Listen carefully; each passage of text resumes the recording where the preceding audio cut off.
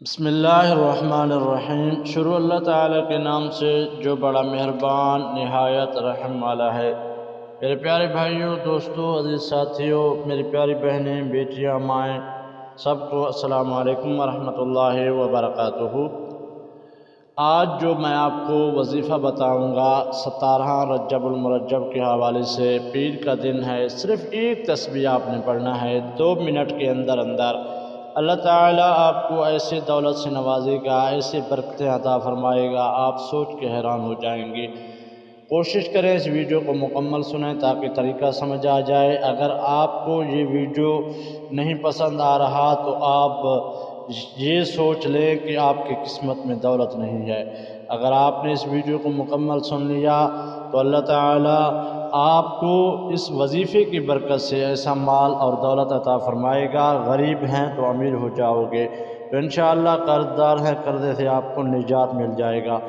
آپ نے اس ویڈیو کو مکمل سننا ہے اور طریقہ کار کو سمجھنا ہے۔ تو چلیے آپ کو آج وظیفہ بتاتے ہیں۔ اس سے پہلے اگر آپ ہمارے چینل پر نیو ہیں تو چینل کو اپنا سمجھ کے، دینی چینل سمجھ کے اس چینل کو سبسکرائب لازم کر لیں، ویڈیو کو لازم لائک کیا کریں، اور کامنٹ سیکشن میں ہر ویڈیو میں بتاتا ہوں صبح کی نماز کے بعد درس قرآن درس حدیث ہوتا ہے، اس میں اگر آپ اپنا نام شامل کروانا چاہتے ہیں تو کامنٹ میں اپنا پورا نام اور مقصد لازم لکھیں، جس کے لیے دعا میں آپ کا نام شامل کر کے دعا کیا جائے۔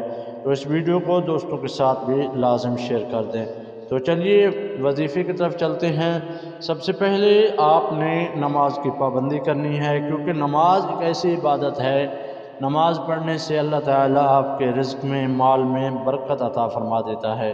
اور اس کے بعد آپ نے جب نماز کی پابندی کی، آج 17 رجب المرجب ہے، شام کے وقت اگر آپ ویڈیو دیکھ رہے ہیں یا آپ ابھی دیکھ رہے ہیں تو آپ ایسا کریں کہ 17 رجب اگر آپ سے گزر بھی جائے، لیکن آپ نے جب بھی اس ویڈیو کا مکمل طریقہ سن لیا، وظیفے کا ویڈیو کو مکمل دیکھ لیا، تو آپ اسی دن سے بھی شروع کر سکتے ہیں، کیونکہ یہ اللہ تعالیٰ کا ذکر ہے، اللہ تعالیٰ کے اسماء حسنہ ہیں، نام ہیں، اس کا کوئی یعنی کہ پابندی نہیں ہے کہ آپ 17 کو کریں۔ بعض لوگ کہتے ہیں کہ 17 کو یہ کرنا چاہیے، پھر دوسرے سال آنا چاہیے، لیکن ایسا نہیں ہے۔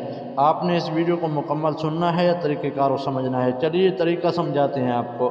سب سے پہلے آپ نے نماز کی پابندی کی، نماز کی پابندی کرنے کے بعد آپ نے نماز عشاء ادا کیا۔ نماز عشاء ادا کرنے کے فوراً بعد آپ نے 21 مرتبہ درود ابراہیمی کو پڑھنا ہے۔ طریقے کو غور سے سمجھنا ہے، اگر سمجھ نہ بھی آئے تو بار بار آپ نے اس طریقے کو سمجھنا ہے۔ اگر آپ لکھنا جانتے ہیں تو لکھ لیں مکمل طریقہ۔ پہلے آپ نے درود ابراہیمی کو 21 مرتبہ پڑھنا ہے۔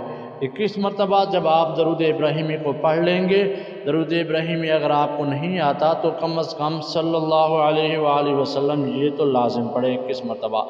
21 مرتبہ پڑھنے کے فوراً بعد آپ نے 100 مرتبہ پڑھنا ہے، یا حی یا قیوم، یا حی یا قیوم، یا حی یا قیوم، ایسے پڑھتے جانا ہے اور 100 بار مکمل کرنا ہے۔ 100 بار یا حی یا قیوم پڑھ لیا، اس کے بعد آپ نے اب پڑھنا ہے 7 مرتبہ حسبنا اللہ ونعم الوکیل نعم المولا ونعم النصیر، حسبنا اللہ ونعم الوکیل نعم المولا ونعم النصیر۔ آپ نے اس کو 7 مرتبہ پڑھنا ہے۔ سب سے پہلے آپ نے درود ابراہیم 21 مرتبہ پڑھا، اور اس کے بعد آپ نے یا حی یا قیوم 100 مرتبہ، اور اس کے بعد آپ نے حسبنا اللہ ونعم الوکیل نعم المولا ونعم النصیر، آپ نے اس کو 7 مرتبہ پڑھا۔